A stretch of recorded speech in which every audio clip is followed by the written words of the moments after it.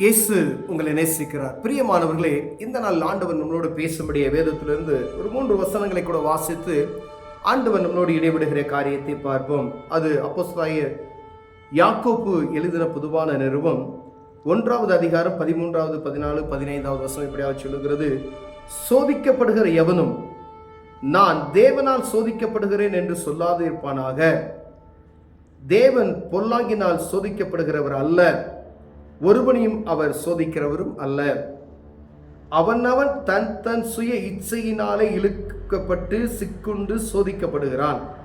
பின்பு இச்சையானது கற்பந்தரித்து பாவத்தை பிறப்பிக்கும், பாவம் பூரணமாகும் போது மரணத்தை பிறப்பிக்கும். பிரியமானவர்களே, அநேக நேரங்களில் நமக்கு ஒரு கஷ்டம், ஒரு துன்பம், ஒரு பிரச்சனை வந்ததுமே ஏன் தான் கடவுள் நம்மை சோதிக்கிறாரோ என்று அநேகர் நம்மளையே அறியாதபடி இந்த வார்த்தைகளை சொல்லுவது உண்டு. ரட்சிப்பின் அனுபவத்தில் இருக்கக்கூடிய விசுவாசிகள் வாயிலிருந்து இப்படிப்பட்டதான வார்த்தைகள் வருகிறதை பார்க்க முடிகிறது. ஆண்டவர் என்னை சோதிக்கிறார் பிரதர் அப்படின்னு சொல்லுவாங்க. ஜனங்கள் பொதுவாக மக்கள் எல்லா ஜனங்களும் கடவுள் என்னை ஏன் தான் இப்படி சோதிக்கிறானோ அப்படின்னு சொல்லுவாங்க. அப்போ ஆண்டவர் சொல்றாரு, எந்த ஒரு மனிதனையும் நான் சோதிக்கிறவர் அல்ல. பாருங்க, சோதிக்கப்படுகிறவர் நான் தேவனால் சோதிக்கப்படுகிறேன் என்று சொல்லாதிருப்பானாக. முதல் அதை ஸ்டாப் பண்ணணும் அப்படின்னு சொன்னார். ஏன்னா தேவன் பொல்லாங்கினால் சோதிக்கப்படுகிறவர் அல்ல. பொல்லாத காரியத்தின் நிமித்தமாய் மனுஷனை அவர் சோதிக்க மாட்டார் என்பதை முதல் நாம் அறிந்து கொள்ளணும். ஒரு காரியம் உங்களுக்கு ஒரு கஷ்டத்தை உண்டு பண்ணணும் ஆண்டவருடைய காரியம் அல்ல. ஒரு பொல்லாங்கை உங்களுக்கு உண்டாக்கி அதனால் உங்களை சோதிக்கணுன்றது அப்படி அவர்களுடைய ஆண்டவருடைய காரியம் கிடையாது.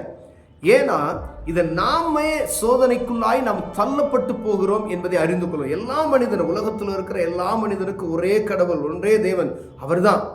நாம் ஆளுக்கு ஒரு பேர்களை வைத்துக் கொண்டு அவர்கள் ஒரு வித்தியாசமான ஆராதனை செய்து கொண்டிருக்கிறோம்.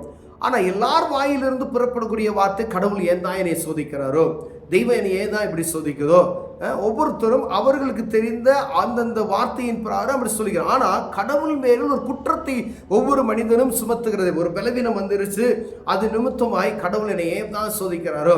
பெண்களை பாருங்க, வீட்டில் இப்படி தான் கணவனுக்கு மனைவிக்கு சண்டை வந்துருச்சு அப்படின்னு சொன்னால், என்னை ஏன் தான் இந்த மனுஷனுக்கு கட்டி கொடுத்தாரோ அப்படின்னு சொல்லி, ஏன் இப்படிப்பட்டதான ஒரு காரியம் எனக்கு, இந்த வாழ்க்கையை எனக்கு கொடுத்தீங்க அப்படின்னு அநேகர் வாயிலிருந்து புறப்படக்கூடிய வார்த்தை. உலகத்தில் நம்ம சாதாரணமாக கேட்கக்கூடிய வார்த்தைகள், நம்ம பக்கத்து வீட்லையோ தெரிந்தவர்களோ பேசுகிற வார்த்தைகளை நாம் காதில் கேட்கிற இந்த வார்த்தைகள், என்னை ஏன் தான் இந்த குடும்பத்தில் கட்டி கொடுத்தானோ அப்படின்னு சொல்லி அப்படி கேட்கும். கடவுள் என்னை ஏன் தான் அப்படி சோதிக்கிறாரோ, பிள்ளைகளை பற்றி பிள்ளைகளை இந்த கடவுள் என்னை இப்படி தான் இந்த பிள்ளையை பக்கம் வச்சு இப்படி சோதிக்கிறாரோ அப்படின்னு சொல்லுவோம். ஆனால் ஆண்டவர் சொல்லுறார், எந்த ஒரு மனிதனையும் பொல்லாப்பினால் நான் சோதிக்கிறவர் அல்ல. அதை முதல் ஸ்டாப் பண்ண, அந்த வார்த்தையை நம் வாயிலிருந்து வராதபடிக்கு காத்து கொள்ளும்படியாய் ஆண்டவர் விரும்புகிறார். கடவுள் என்னை சோதிக்கிறார் என்று ஒருவனும் சொல்லாதபடிக்கு எச்சரிக்கையாக இருக்கும்படி ஆண்டவர் விரும்புகிறார். பிரியமான ஏன் அப்படின்னு சொன்னா, சோதிக்கப்படுகிறவல்ல, ஒருவனையும் அவர் சோதிக்கிறவரும் அல்ல, அவனவன் தன் தன் சுய இச்சையினாலே இழுப்புண்டு சிக்குண்டு சோதிக்கப்படுகிறான்.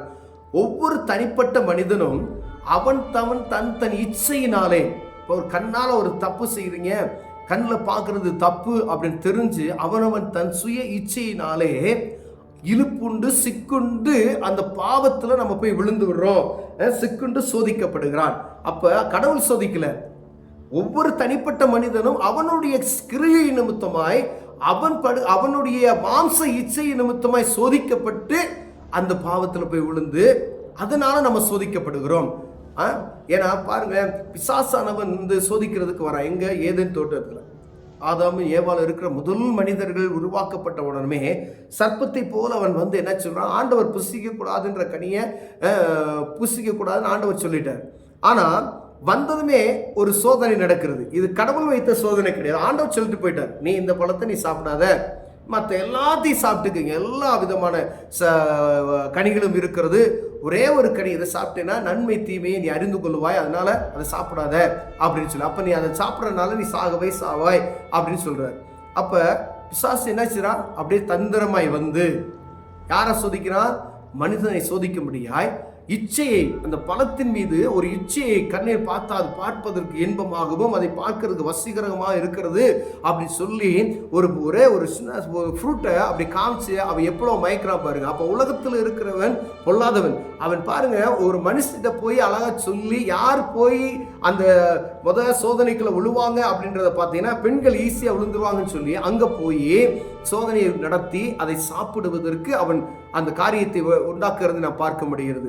அப்ப நாம் தான் இச்சித்து இந்த பழத்தை பார்த்தா அழகா இருக்கு, அழகா இல்லாதது கூட அந்த நேரத்தில் நமக்கு அழகாய் தோன்ற செய்வான். அதான் சோதனைன்றது. அப்ப பிசாசானவன் சோதனைக்குள்ள நம்ம தள்ளுறான், நம்முடைய இச்சையின் நிமித்தமா அது விழுந்து போகிறோம். அப்ப நம்ம எதனால சோதிக்கப்படுகிறோம் என்பதை நான் தான் அதை பார்க்கிறேன். நீ டிவியை பார்க்குற, சினிமாவை பார்க்குற, அது நிமித்தமா ஏதோ ஒரு காரியத்தை செய்யணும்னு சொல்லி உன் மைண்ட்ல தோன்றுகிறது. அவன் படத்துக்காண்டி ஒரு டைம் பாஸ்க்காண்டி ஒரு காரியத்தை செய்கிற ஒரு சினிமா போல ஒரு நாடகத்தை எடுத்து வைத்து நீ அதை வாழ்க்கையில நீ நடத்தணும்னு சொல்லுகிற ஒரு காரிய சிந்தனை உனக்குள் வரும் பொழுது அது சோதிக்கப்பட்டு நீ என்ன செஞ்ச பாவத்துக்குள் நீ விழுந்து போய் விடுகிற என்கிற காரியத்தை மறந்து போய்விட முடியாது. பிரியமானவர்களே, சோதிக்கப்பட்டு தன் சுய இச்சையினாலே சிக்குண்டு சோதிக்கப்படுறோம். அப்ப சோதனை நம்மளே சோதனை செய்து கொள்கிறோம். நம்ம கடவுள் பொல்லாத பாவமான காரியத்தை ஆண்டவர் சோதிக்க மாட்டார். அப்ப யோபுட்ட ஆண்டவர் சொல்றார், பிசாசத்தை போய் தேவ சமூகத்தில் நிற்கும் போது, யோபுவே பிசாசு எங்கிருந்து வர அப்படின்னா, உலக பூரா நான் சுத்திட்டு வந்துட்டேன் அப்படின்னு சொல்றான். அப்ப என் ஊழியக்காரனாகிய யோபுவை பார்த்தாயோ அப்படின்னு ஆண்டவர் கேட்கிறார். அப்ப யோபுடைய காரியத்தை குறித்து பிசாசு சொல்லுகிற நற்சாட்சியை பார்க்க முடியுது. அவனை சுத்தி நீ வேலி அடைத்து வைத்திருக்கிறீரே, அவன்கிட்ட என்னால் நெருங்க முடியாது, அவனை ஒன்றும் நான் செய்ய முடியாது.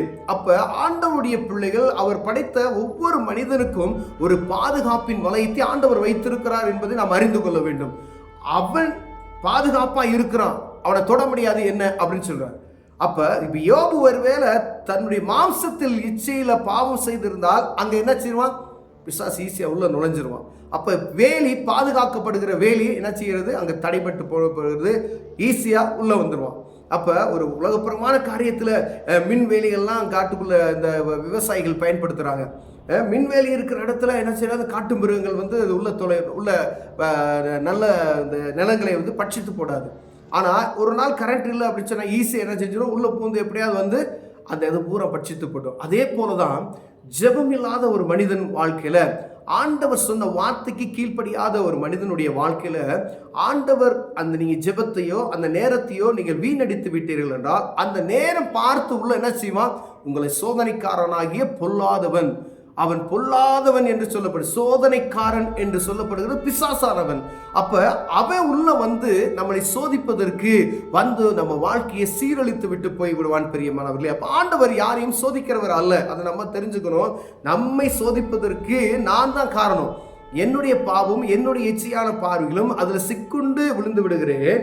பின்பு இச்சையானது, நீங்க அதுக்குள்ள விழுந்துட்டீங்க அப்படின்னு சொன்னா கற்பம் தரித்து பாவத்தை பிறப்பிக்கும். ஒரு இச்சைக்குள்ள உள்ள போயிட்டீங்கன்னா அது என்னென்ன செய்ய முடியுமோ அதெல்லாம் செஞ்சு பாவத்தை பிறப்பிக்கும் என்று. கற்பம் தரித்து பாவத்தை பிறப்பிக்கும். பாவம் பூரணமாகும் போது, அந்த பாவம் அந்த பூரணமாகும் பொழுது மரணத்தை உண்டாக்கும் என்று சொல்லப்படுகிறது. மரணம் நிச்சயம் என்பதை வேதம் சொல்லுகிறது. பிரியமான, அப்ப ஆண்டவர் சில காரியங்கள் நம்ம கற்றுக் கொடுக்கிறார். அப்படின்னா நான் என்னுடைய சுய இச்சை நிமித்தமாவே பாவத்தை செய்கிறேன், அதனால தான் விழுந்து போறேன். ஒரு நாளைக்கு என்னை ஆண்டவர் சோதிக்கிறார், கடவுள் சோதிக்கிறாரு, எளிமையா சொல்லிடுவாங்க. சர்ச்சுக்கே போயிருக்க மாட்டாங்க, பைபிளே வாசித்திருக்க மாட்டாங்க. ஆனா என் கடவுளை ஏன்னா இப்படி சோதிக்கிறானோ அப்படின்னு வேற சொல்லுவாங்க. அப்ப அங்க ஒரு மரியாதையற்ற ஒரு வார்த்தை வந்துருது. அப்ப கடவுள் மேல இருக்கிற ஒரு பயபக்தியே கிடையாது. ஏன்னா என்னை எப்படி சோதிக்கிறியோ அப்படின்னு சொல்லுவாங்க. அப்படிப்பட்டதான வார்த்தைகளை நம் வாயில் வராதபடிக்கு ஆண்டவர் நம்மை காப்பாராக. எந்த மனிதனும் தன்னுடைய சுய இச்சையினாலே சோதிக்கப்பட்டு பாவத்தில் விழுகிறான் என்பதை அறிந்து அதன் நிமித்தமாகவே நமக்கு துன்பங்களும் கஷ்டங்களும் வருகிறது. அப்ப கஷ்டம் வருது அப்படின்னு சொன்னா நான் தான் அதுக்கு காரணம், அதற்கான பரிகாரத்தை நான் தான் தேடிக்கொள்ளணும். தேவ சமூகம் தான் அதுக்கான பரிகாரம். ஒரு துன்பம், ஒரு பலவீனத்தில் மாட்டிக்கிட்டேன் அப்படின்னா, நான் எந்த பலவீனத்தில் மாட்டிக்கிட்டேன், அந்த பலவீனத்திலிருந்து நான் வெளியே வருவதற்கு தேவ சமூகம் தான் முக்கியமானது. ஒரு கடன் பிரச்சனையில மாட்டிக்கிட்டு அதுக்கு முதல்ல நான் என்ன செய்யணும்? தேவ சமூகத்துக்கு தான் போகணும். அதுக்கு காரணம் நான் தான். எந்த ஒரு தனிப்பட்ட மனிதனையோ மற்றவர்களையோ நாம் குற்றம் சுமத்த முடியாது, கடவுளை குற்றம் சுமத்த முடியாது. அப்ப நான் அப்படின்ற அந்த எண்ணத்துல நான் தான் தவறு செய்து விட்டேன் என்கிற எண்ணம் எனக்குள் வரும் பொழுது முதல்ல தேவ சமூகத்துக்கு நம்ம ஓடுவதற்கு நாம் அழைக்கப்படுகிறோம். பிரியமானவர்களே, ஆண்டவர் அதிலிருந்து மீட்டுக் கொள்வதற்கு உங்களுக்கு வாய்ப்பை அளிக்க வல்லமையுள்ளவராக இருக்கிறார். அப்ப எந்த ஒரு தவறுதான பாவமா இருந்தாலும் சரி, சாபமா இருந்தாலும் சரி, பலவீனமா இருந்தாலும் சரி, சுகவீனமா இருந்தாலும் சரி, ஒரு பிரச்சனை, கடன் பிரச்சனையா இருந்தாலும் சரி, வியாபாரத்தில் குறைச்சலா இருந்தாலும், குடும்பத்தில் சமாதானம் இருந்தாலும் சரி, ஏதோ ஒரு பெரிய ஆபத்துல சிக்கி கொண்டு இருந்தாலும் சரி, அந்த ஆபத்துல இருக்கும் பொழுது இயேசுவை நோக்கி நீங்கள் பார்ப்பீர்களானால், பாவத்தை அறிக்கை செய்து தேவ சமூகத்தில் மன்னிப்பு கேட்கும் போது அதற்கான தப்பித்துக் கொள்வதான வாசலை ஆண்டவர் திறந்து கொடுப்பார். ஆனா முழு இருதயத்தோடு அவரை தேடணும், முழு பலத்தோடு அவரை தேடணும். ஏதோ கடமைக்காய் உலகத்தின் மனிதனை ஏமாத்தி விடுகிறது போல ஒரு நாளைக்கு அப்படியே சும்மா நைஸ் பண்ணிட்டு அப்படியே நாளைக்கு வந்துடுறேங்க அப்படின்ற போற அந்த காரியம் அல்ல. ஆண்டவர் இருதயத்தை பார்க்கிறவராய் இருக்கிறார். அப்படின்னா நம்ம எவ்வளவு கவனமாய் இருக்க வேண்டும் என்பதை அறிந்து தேவ சமூகத்தை நோக்கி பார்த்தால் எந்த ஒரு கஷ்டமான சூழ்நிலைக்கு நாம் தள்ளப்பட மாட்டோம், பாவத்தில் விழுந்து விட மாட்டோம், சோதனைக்குள்ள நம்ம மாட்டிக்கொள்ள மாட்டோம். கண்களை மூடுவோம், ஜெபம் செய்வோம். அன்பின் தகப்பனே, எல்லா சோதனையிலும் நாங்களே எங்களுடைய பாவங்கள் நிமித்தம் விழுந்து போகிறோம் ஆண்டவரே. ஆனால் ஆண்டவரே, நாங்கள் கடவுள் எங்களை சோதிக்கிறார் என்று சொல்லுகிறோம். இனி நாங்கள் எங்கள் வாயிலிருந்து கடவுள் சோதிக்கிறார் என்று சொல்லாதபடிக்கு என்னுடைய குற்றங்களே, என்னுடைய பாவங்களே, என்னுடைய இச்சைகளே சோதனைக்குள்ளாய் தள்ளப்படுகிறது என்பதை அறிந்து ஆண்டவரே அதற்கான பரிகாரத்தை பெற்றுக்கொள்வதற்கு உதவி செய்வீராக. இயேசுவின் நாமத்தில் பிதாவே, ஆமென்.